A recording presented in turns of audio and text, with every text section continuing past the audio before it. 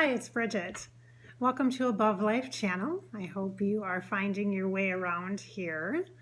It's something that I've been wanting to do for a while, is to share a space specifically for channeling. Now, I've been channeling famous people for a couple of years now, but I haven't really shared much of that. And I wasn't really quite sure how to share that or what would be an appropriate way to be able to share that.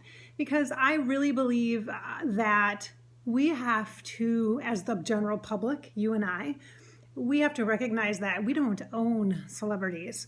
Or just because someone is famous, that doesn't mean you have access to them and you get to know everything about them. That's not how it works. We have to respect people's privacy and honor their memory and recognize that people who are in the afterlife, who have crossed over, who are famous and well known, they have families that are here, just like you and I. And we have to be very respectful. We should be respectful to them. And I would never intentionally share information that would be harmful or hurtful to family members or friends, especially when there are children that are involved. I'm very sensitive to that, and I'm very compassionate in the way that I share the messages that I do. And I do it with a level of integrity. And the way that I make a discernment whether or not I'm going to share information that comes through in a private session with a spirit from the afterlife is this information purposeful? Does it serve a purpose that can help you as a person? If it's just kind of a gossip thing, that's not the intention. That's not my desire. I am not interested in being a gossip type source. I recognize that this material really is interesting and it's entertaining, and you can also learn something from it. I hope you can be inspired, and to advocate for your spirit so that you can be inspired and be more hopeful. That's kind of the point for me. All right. That's why I'm in this. All right. It's been a fascinating evolution. So I want to share with you a little bit the progression of this work and how it's come to be that this is a channel where I channel and you get to watch and listen and experience as well.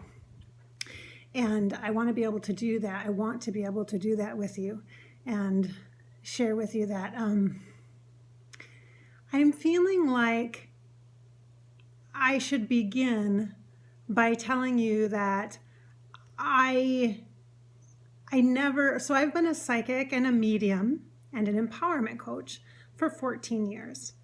And up until about 2 years ago, when I connected with famous people, I didn't share any of that. It never really occurred to me to do that. And most of my practice was focused on coaching and inspiring the spirit and being an advocate for your spirit. That's been my foundation for my work. But 2 years ago, something changed all that. And that someone was a very famous purple one. Now, I live in Minnesota. Can you maybe guess who that might be? That's right. When Prince passed away, when he became full-on soulful afterlife, he came into my life at that time. Now, I am in the Prince era, but I was much more of a Michael Jackson fan, an MJ fan, and Michael Jackson and the Afterlife would also tell you that too. And those two kind of joke with me a bit at times about that. Definitely, they tease about that. If you've watched some of my videos, you know what I'm talking about. And I wasn't really a Prince fan. I just wasn't. But I'm only about an hour from the Paisley Park studios and about 40 minutes from Minneapolis. So I'm not far away. And I did like some of his, especially the dance music and stuff, and some of the Purple Rain stuff and some of the dance music stuff. I liked too in college, and so awesome dancer. So I totally give him props for that. But otherwise I wasn't like a fan. And so when he came to me that day of his death, I just started recording, because that's what I do. I record a lot of stuff. I've always done audios, always meditations, visualizations, channeled messages from angels or guides or, deities, stuff like that. I always have done that and shared it with my clients. And so it was natural. So I just grabbed my recorder and I just recorded and had this conversation with Prince, and I started just having them over and over and over again. And I got to know him. And if you want to know that specific backstory, I direct you over to the blog. I have a blog just for PRDs, Purple Raindrops, which are people who love Prince. And you can find that at thepurplemedium.com website, thepurplemedium.com website. And you can go back and look at April. Well, he passed away April 2016, but I actually think I started recording the messages right then, but I didn't start sharing them until later that summer. So the first few messages, you'll want to listen to those. Go back on the blog and listen to the archives. There's tons of stuff there for you. Just devour it if you're a Prince fan. And that's how it began. And then I thought, I wasn't sure how long it was going to last. So I thought maybe I was just helping people heal, because there was so much pain here after he died. Oh my gosh, people were like, their hearts were just torn apart. And he had such a ripple effect. And he also woke people up, like people that weren't on a spiritual journey or really weren't on an intuitive path, just all of a sudden were shocked, and their worlds were just rocked by Prince's death. And there was no explanation for that. People were contacting me and they were like, I wasn't a fan.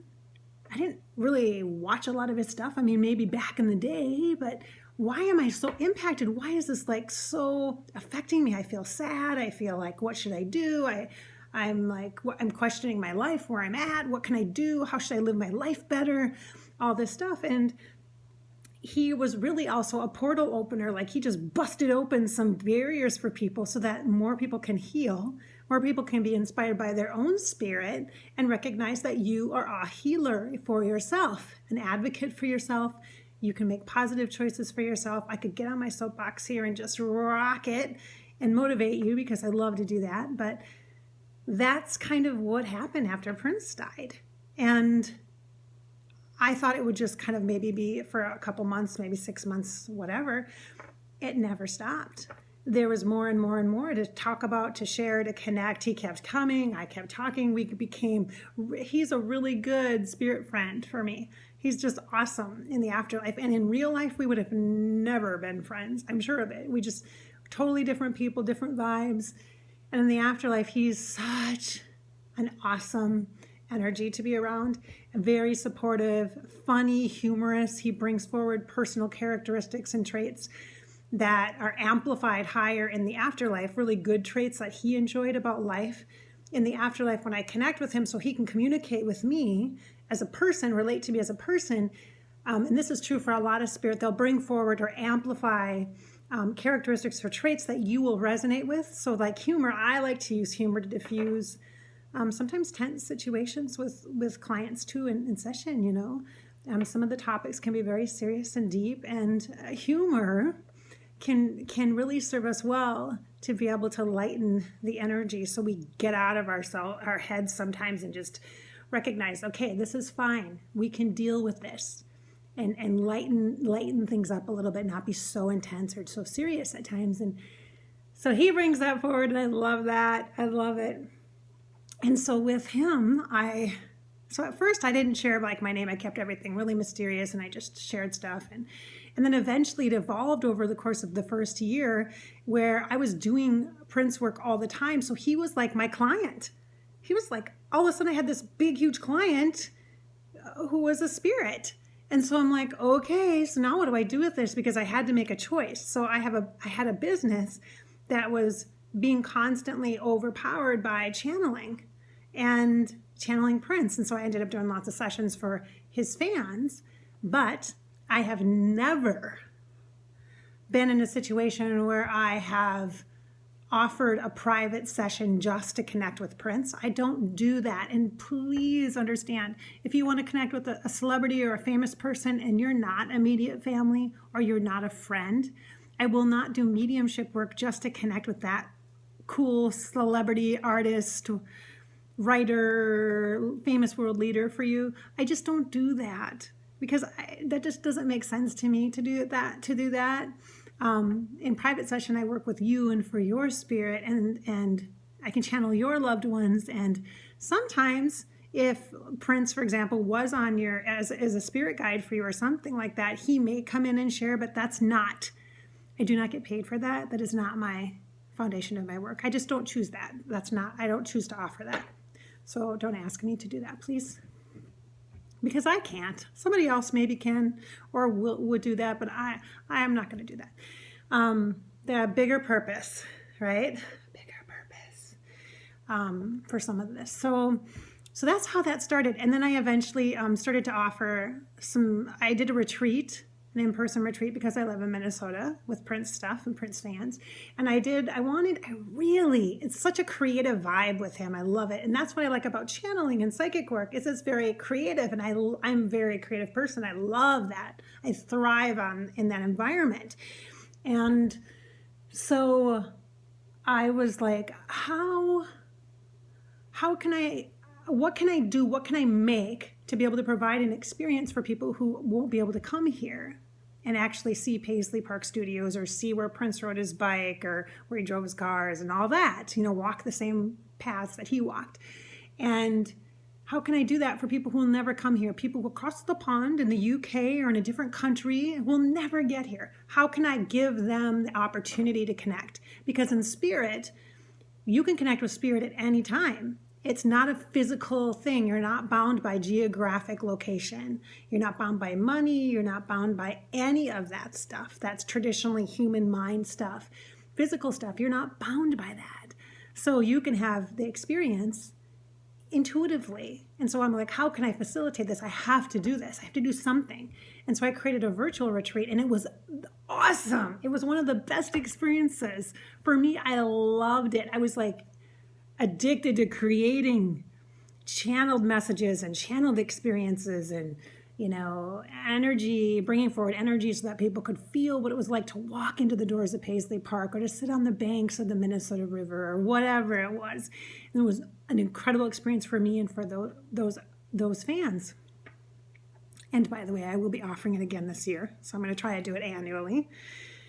And so I've been creating stuff, co-creating really with Prince. And it's been good. It's been good. I mean, I've been pursuing other dreams and other goals in my human life as well at the same time as I've been doing this. And so, but it really took over my whole business. Like, I'm like, what is my business model even? Like, I worked so hard to create, like I said, 14 years now. So the first 12 were not Prince. They were BP before Prince. So it's like all that stuff, like, where did it go? All of a sudden I'm like, wait, where is it? Where's all this stuff that I've done forever? And that's how I make my income. And all of a sudden it was gone. It was different. It was totally changing, evolving. And now here I am 2 years later and in a place of evolution as well and growth with the Above Life channel. So I've always been a channel. My name is Bridgette. So that's my birth name. And so just in case I didn't know that's my job, is to bridge. That's what I'm supposed to do, make connections. That's my actual name. So, hello, let's be obvious so she gets this kind of thing, right? So with Prince as well, last year, right before, so the first year of channeling, right before my first virtual retreat launched and before the first in-person retreat, I was just so motivated. I had created all the content and I was so connected to him that I couldn't stop working in this energy. And I started channeling other people actually on a drive to go to a geographic location and channel there related to Prince. I was driving to a site for Purple Rain where they filmed the movie. And on that drive, I had conversation with Prince because it was about an hour and 10-minute drive. I had conversation with Prince because I was going to this place and I was getting ready to work, right? And he started bringing in a whole bunch of other spirits. I'm like, wait, I'm driving. Number one, I'm driving. Let's not be distracting. And number two, I'm like, wait a minute. And so that was the first time. That was August of 2017 where he gave me like a list basically of, hey, it's not just me, right? Like, I'm going to refer other spirits to you. And I thought, wait a minute. So now my practice, my work is really with the spirit in the afterlife. Like, they're my clients. And this is not new to me. Probably about 5 or 6 years ago when I formally set up my entrepreneurial business, and did my YouTube channel, which was Fairy Grasshopper, which still is. You can access that if you want to go look at all my other stuff. Fairy Grasshopper. When I created that, at that time, I remember having conversations with my husband, as well as my guides and healing team, about if it would be so much easier if I could just work for dead people. It would be so much easier if they were my clients. But they're not really human anymore, and so they don't pay you. So it's not really a viable business model or a good revenue stream. I don't want to just do that 40 hours a week and then go to a job 40 hours a week, because I have a family as well. If you don't know me, I have 4 kids, and I have a whole professional life that I had up until about 8 years ago when I quit my professional job. I left my job. Well, actually, it was 9 years ago, 10 years ago now, 10. I left my professional career. I worked in human resources and organizational development and learning, and in staffing, recruitment, and selection. And I have college degrees and all that. I did the whole normal people thing. I did the good normal people thing, and was really successful, happy, And then I got married. I was having my 4th baby, and I'm I'm done with this. And my husband was yeah. I want to be home with the baby. I want to be able to be a mom, because I had such a demanding career before. And so I couldn't be at home as a mom. I made the choice to be a professional, career person. And it was hard for me at that point. To balance career and home. And I had this business, I had this side business that was a hobby business for a long time, and I really wanted to pursue it, which is my spiritual work, which is my coaching empowerment work. That's what I wanted to do. And so I got the best of both worlds. I got to have a baby and be home with my kids, and then also do this work. But I still needed to make money. I couldn't just not have a job. I needed income. And so, it worked out okay for a while. It was a good part-time job, but I'm at the point now where, it's okay, so it's time to connect in and share some of these channels, these publicly, that I've been doing. And so with these people that and are going to recognize, because Prince gave me this list, and that's how it started. And I kind of made my own list. Who would I want to talk to? Who am I curious to talk to? Because my style hasn't, I shouldn't say never, because I don't know for sure. I made a list of people that I would like to talk to, but I don't usually, my style isn't to say, I want to talk to so-and-so, so please come here now on my time and I'm available. Let's talk, I have questions. That's usually not how it works for me. I usually open up a portal, sometimes by accident, by thinking of somebody, or it's an anniversary date of a death or a birth of a person, or I hear music, for musicians, if I hear a song from them, boom, portal open, hey Bridgette, and they'll show up in my kitchen, which is where we're at right now. It's kind of a thing, always been the kitchen. And so I'm okay. Sometimes in the car in the kitchen, those are the big places. Probably because my house is really busy and loud. In the kitchen, I spend a lot of time in here, I'm working on stuff. Taking care of the kids, coordinating, organizing. It's command central here, food's here, everybody's here all the time. So it's the place where I am. So I think that's why they talk to me in the kitchen. Just been a thing.